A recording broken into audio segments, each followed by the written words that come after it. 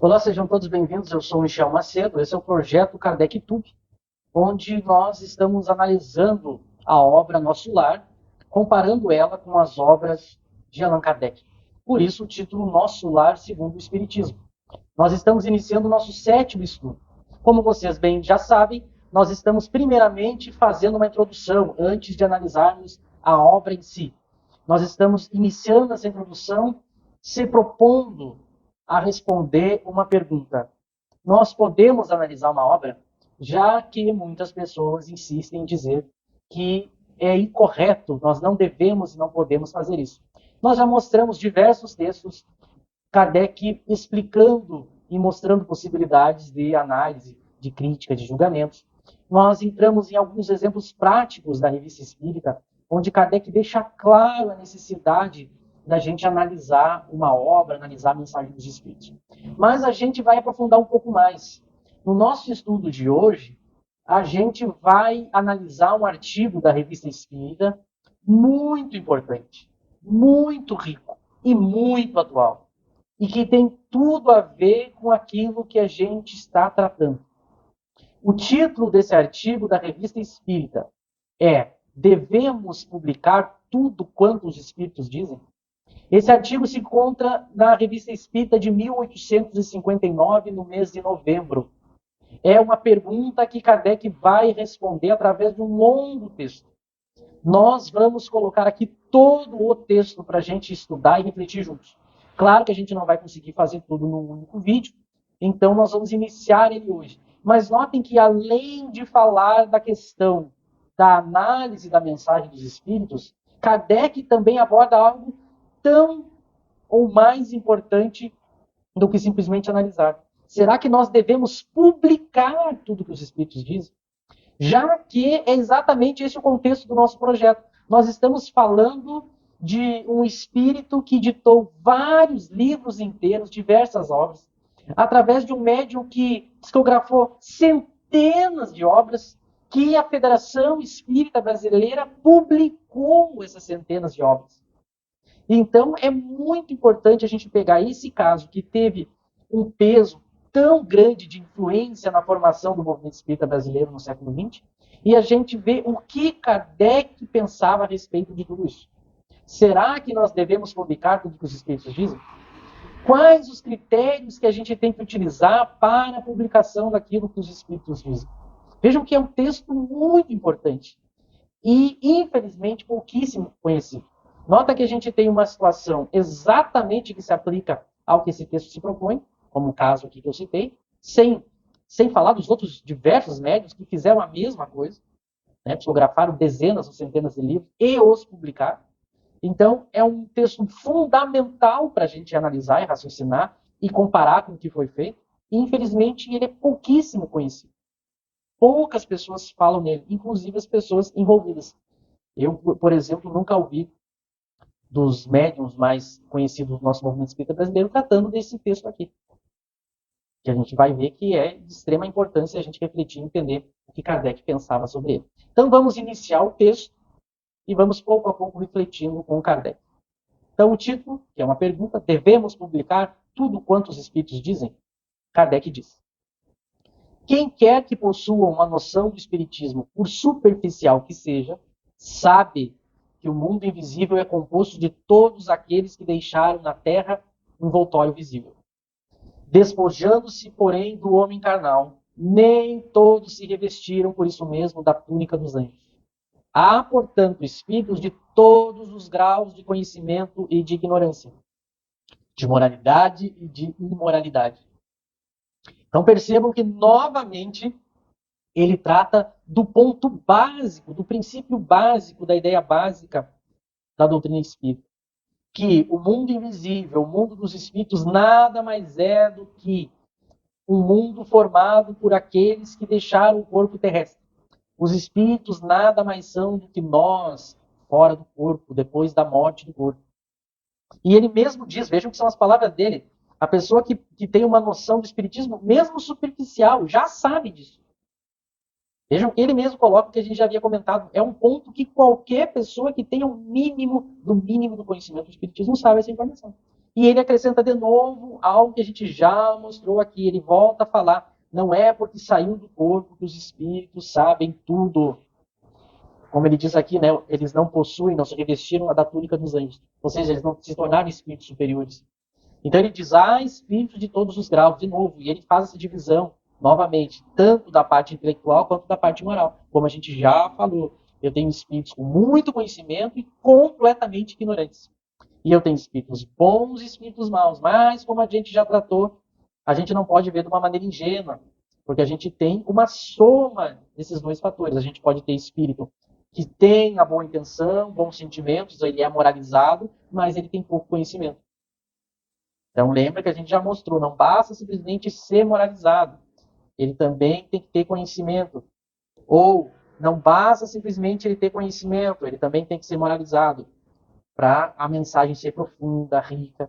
E claro que mesmo os espíritos inferiores que têm um pouco dos dois, têm um certo conhecimento e têm uma certa moralidade, embora se misture com desejos e paixões ruins, como é o nosso caso de seres comuns, espíritos imperfeitos, a gente tem conhecimento de algumas coisas, tem, na maioria das vezes, boa intenção, mas mesmo assim a gente erra nas nossas opiniões.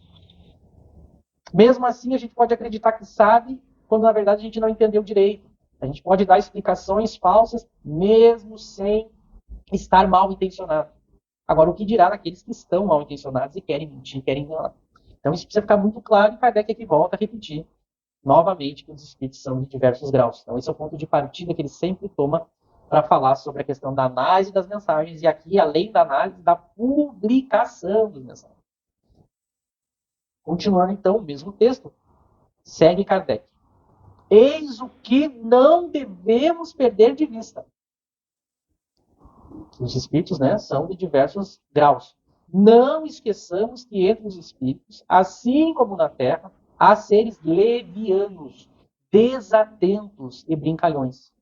Falsos sábios, vãos e orgulhosos, de um saber incompleto. Hipócritas, malévolos e, o que nos pareceria inexplicável, se de algum modo não conhecêssemos a fisiologia deste mundo, assensuais, vilões e devassos que se arrastam na lama. Ao lado desses, assim como na terra, há seres bons, humanos, benevolentes, esclarecidos e dotados de sublimes virtudes. Como, entretanto, o nosso mundo não está na primeira e nem na última posição, embora mais vizinho da última que da primeira, disso resulta que o mundo dos espíritos abrange seres mais avançados intelectual e moralmente do que os nossos homens mais esclarecidos, e outros que estão em situação inferior à dos homens mais inferiores. Então, notem que há muita informação nesse trecho aqui, nesse artigo. Mas ele começa dizendo que a gente não pode perder de vista. É um dever, não devemos perder de vista. Não esqueçamos, olha o que Kardec está dizendo, salientando mais uma vez, que há espíritos de todos os graus. E aqui ele aprofunda o que ele quer dizer de todos os graus. Para que a gente entenda algo que eu já comentei. A gente não pode simplesmente dividir os espíritos entre bons e maus. Isso é uma divisão teórica genérica. Mas é claro que a gente tem que olhar isso com mais detalhe. Porque não é porque o espírito é alguém que tenha qualidades que mesmo assim tudo que ele fale seja uma garantia de verdade ou uma garantia de uma mensagem profunda e totalmente boa. Por isso que ele especifica aqui e mostra que há, como na Terra, seres levianos, desatentos e brincalhões. Então, nota, não são espíritos perversos, maldosos, mal intencionados, mas são levianos e desatentos. Como na Terra, esse exemplo que ele dá, como na Terra, nos facilita o entendimento. A gente tem pessoas, às vezes, que falam as coisas sem prestar muita atenção, elas opinam sem raciocinar direito e acabam dizendo bobagem. Quando não é a gente, eu já repeti isso. Muitas vezes a gente, no dia a dia, a gente está desatento, a gente não está concentrado, a gente acaba opinando sobre coisas que, na verdade, a gente está equivocado. E isso não quer dizer que nós sejamos perversos, mal intencionados, mas mesmo assim, devido a esses defeitos, a leviandade, a desatenção, a gente acaba também errando. Falsos sábios. Quantas pessoas que elas têm uma quantidade enorme de certo conhecimento ou informações e elas parecem saber, serem sábias, mas na verdade elas mais falam palavras do que realmente as suas palavras têm conteúdo. A gente sabe que é assim. Entre os espíritos é a mesma coisa. E ele vai mostrando vãos e orgulhosos, de um saber incompleto. Então, às vezes, a gente tem um saber, mas ele é incompleto. Isso é muito comum, até mesmo em nosso meio espírita. As pessoas têm uma boa intenção, as pessoas são honestas, mas elas estudaram, das 23 obras de Kardec, elas estudaram duas. A gente se depara diariamente no Kardec Clube com pessoas assim. São pessoas realmente bem intencionadas, querem fazer o bem, mas elas têm um saber incompleto e elas acabam dizendo coisas que são incorretas. Porque elas não estudaram tudo de uma maneira mais abrangente. Ou então, aí sim, ele vai para os piores casos, né? Os hipócritas, os malévolos, esses que realmente querem enganar. E aí ele usa aqui essa informação, né? O que nos pareceria inexplicável, né? Se nós não conhecêssemos a fisiologia, né, deste mundo, há sensuais vilões e devassos que se arrastam na lama. Então eu também tenho espíritos que continuam presos aos piores sentimentos e ideias e hábitos e desejos do nosso planeta. Eles continuam presos a esses desejos. Claro que eles não têm os órgãos para desfrutar desses desejos, né? E por isso para eles é um tormento. Mas eles ainda têm o desejo. Como o desejo está na alma, mesmo perdendo o corpo, eles continuam sentindo aquilo. A diferença é que agora eles não têm como satisfazer esses desejos, porque eles não têm mais o corpo. E o corpo espiritual não tem órgãos, como a gente vai ver futuramente, então eles só ficam no campo do desejo. Mas há espíritos, então, que têm os desejos sensuais do corpo, os desejos mais ligados à matéria, e no mundo espiritual. Só que eles não conseguem, como eu falei, satisfazer esses desejos justamente porque não tem corpo. Então eles sofrem com isso. E aí ele vai dizer, claro, agora ele vai mostrar outro lado, que eu tenho os espíritos bons, humanos, esclarecidos, benevolentes, dotados de sublimes virtudes. Então, da mesma forma que ele mostra os diversos tipos dos espíritos com vícios e maldades, ele mostra o outro lado. Mas ele mostra que o nosso planeta, ele não é nem o mais inferior e nem o mais evoluído, mas ele está mais próximo no seu conjunto. Os seres que habitam o nosso planeta, eles estão mais próximos dos inferiores. Então, o nosso mundo dos espíritos, que nos rodeia aqui na Terra, né, ele é composto de espíritos mais inferiores, porque são mais parecidos conosco. Né? Mas eu tenho no mundo espiritual seres mais avançados, intelectual e moralmente, que também podem vir até nós ou se comunicar à distância conosco. Mas eu também tenho espíritos no mundo espiritual que são mais ignorantes do que até mesmo nós encarnados. Então ele deixa isso muito claro. O que ele está fazendo aqui? Mostrando e aprofundando um pouco mais a noção de espíritos de diversos graus, diversas categorias. Então a gente já viu, isso tem que estar bem claro pelos textos que a gente viu, que quando ele fala de diversas categorias, a gente não pode simplesmente dividir bons e maus, porque há linhas tênues de diferença. Né? Como a gente viu ali, o espírito ele pode não ser perverso, mas também ele pode ter certos vícios que fazem com que ele diga coisas ruins e coisas equivocadas. Ele pode também ter certas qualidades, mas mesmo assim isso se mistura com um pouco conhecimento e ele também diz algumas bobagens. Aquilo que a gente já tem repetido. A gente tem que tomar muito cuidado e analisar com rigor cada palavra, cada frase. A gente vai ver ele entrando nisso. Primeiro ele está apresentando aqui no seu artigo a questão. Há vários tipos de espíritos. Lembra que ele quer responder a questão se a gente pode publicar tudo quanto os espíritos dizem. Vamos agora continuar o texto. Kardec falando. Desde que esses seres têm um meio patente de comunicar-se com os homens e de exprimir os seus pensamentos por sinais inteligíveis, suas comunicações devem ser efetivamente o reflexo dos seus sentimentos, de suas qualidades ou de seus vícios. De acordo com o caráter e a elevação dos espíritos, as comunicações poderão ser levianas, triviais, grosseiras e até mesmo obscenas, ou marcadas pela elevação intelectual, pela sabedoria e pela sublimidade. Então, nota aqui a lógica que ele vai mostrando. Primeiro ele diz, há vários espíritos. E diz quais são esses vários tipos. E aí ele vai mostrar que esses vários tipos estão ao nosso redor. Bom, uma vez estando ao nosso redor e achando um médium em que eles possam se comunicar, é óbvio que a gente vai ter diversos tipos de mensagens. Por quê? Porque a gente tem diversos tipos de espíritos à nossa volta. Aqui é uma consequência lógica. Então, por isso que ele diz, as mensagens, as comunicações, Elas podem ser levianas, triviais, grosseiras, ou elas podem ter elevação, sabedoria e sublimidade.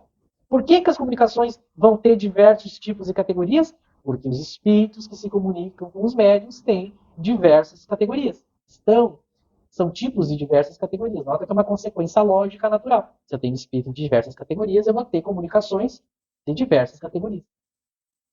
Então, nota que aqui agora ele está tratando da comunicação. Então, a gente tem esses espíritos à nossa volta. Isso é um fato.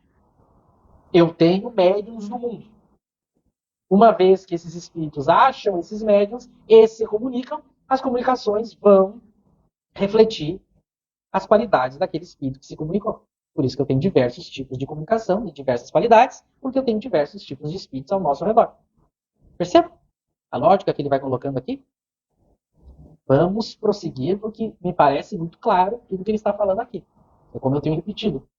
Kardec me parece tão claro que ficar tecendo mais considerações sobre algo que está muito claro, muito lógico, me parece desnecessário. Vamos continuar e ver o que Kardec vai falar agora. Eles se revelam por sua própria linguagem. Daí a necessidade de não aceitar cegamente tudo quanto vem do mundo oculto e de tudo submeter a um severo controle. Com as comunicações de certos espíritos, do mesmo modo que com os discursos de certos homens, poder-se-ia fazer uma coletânea muito pouco edificante. Temos sob os olhos uma pequena obra inglesa publicada na América que é a prova disso. Dela pode-se dizer que uma senhora não a recomendaria como leitura a filho. Por isso não a recomendamos aos nossos leitores. Então olha que interessante, ele vai mostrar aqui aonde que o tipo de espírito vai se revelar. É na linguagem do conteúdo da mensagem, da comunicação.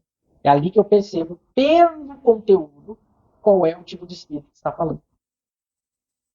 E aí ele fala novamente, eu quero que prestem atenção nas palavras fortes que Kardec trata. E não é por acaso. E depois, mais para frente, ainda nessa nossa introdução, a gente vai ver por que ele usa esses termos toda vez que vai falar dos critérios para analisar a mensagem dos espíritos. Vocês vão ver que é de praxe. Todas as vezes que Kardec vai falar da análise das comunicações dos espíritos, ele usa esses termos. Depois a gente vai ver por quê, mas já mostra a gravidade e a seriedade com que a gente tem que tratar o assunto. Ele diz, daí a necessidade de não aceitar cegamente. Ele coloca isso como uma necessidade. Prestemos atenção no que essa palavra quer dizer. É algo necessário.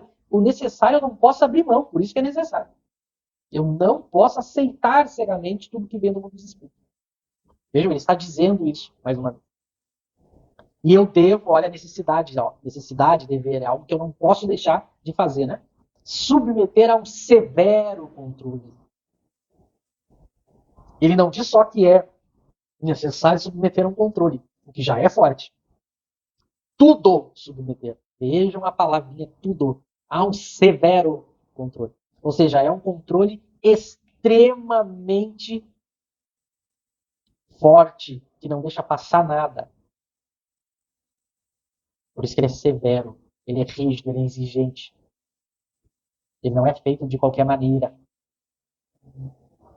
E aí ele diz, da mesma forma que eu analiso o discurso dos homens, imagina se a gente pegasse qualquer pessoa no meio da rua e gravasse o que ela fala, o que ela diz e transformasse em um livro. É óbvio que a gente teria uma quantidade de livros com bobagens e coisas inúteis. Por quê? Porque os homens são assim. Nós somos assim, inclusive, no nosso dia a dia. Quando a gente não está em algum compromisso, quando a gente está num momento mais relaxado, de lazer, entre amigos, entre íntimos, a gente, de uma certa maneira, a gente é menos exigente com o cuidado daquilo que a gente vai falar. Agora, imagina se tudo que a gente fala, a gente gravasse e publicasse. É óbvio que eu teria várias coisas inúteis e várias coisas sem sentido e várias coisas com muitos erros e muitos absurdos. Agora, se eu sei disso com relação aos homens, é a mesma coisa com relação aos espíritos. É só porque o espírito editou, eu tenho que publicar e transformar num livro, e transformar num filme, numa série, fazer seminários, passar anos estudando. Vejam como não faz nenhum sentido quando a gente raciocina junto com Kardec. E aí ele cita um exemplo aqui de uma obra que foi publicada em que uma senhora não recomendaria a sua filha, né, mostrando que eu não é a mesma coisa que nós diríamos hoje. Há certas obras, certas opiniões que a gente não pegaria nosso filho e colocaria ele para assistir, para ouvir. Agora, por que com os espíritos nós faríamos o mesmo? Essa é a lógica do que ele está querendo mostrar. Percebe? Vamos analisar mais um trecho dessa riquíssima mensagem, né, de Kardec, esse artigo de Kardec está, repito, revista de novembro de 1859, e o título é uma pergunta: devemos publicar tudo quanto os espíritos dizem? Segue Kardec. Há pessoas que acham isso engraçado e divertido, que se deliciem na intimidade, mas que o guardem para si próprias. O que é ainda menos concebível é que se vangloriem de obter comunicações indecorosas, isto é, sempre indício de simpatias que não podem ser motivo de vaidade, sobretudo quando essas comunicações são espontâneas e persistentes, como acontece a certas pessoas. Isso absolutamente não permite que façamos um julgamento apressado de sua moralidade atual, pois conhecemos pessoas afligidas por esse gênero de obsessão, a qual de modo algum se presta o seu caráter. Bom, aqui é uma coisa muito interessante a gente prestar atenção no que ele está falando, porque da mesma forma que eu não iria me orgulhar e me vangloriar de publicar, como eu falei, qualquer coisa de qualquer pessoa, qualquer bobagem, imagina eu publicar ou filmar e publicar bobagens de qualquer pessoa, eu não teria nenhum motivo para me vangloriar disso, para ter orgulho disso, né? Isso é uma coisa que não faz nenhum sentido.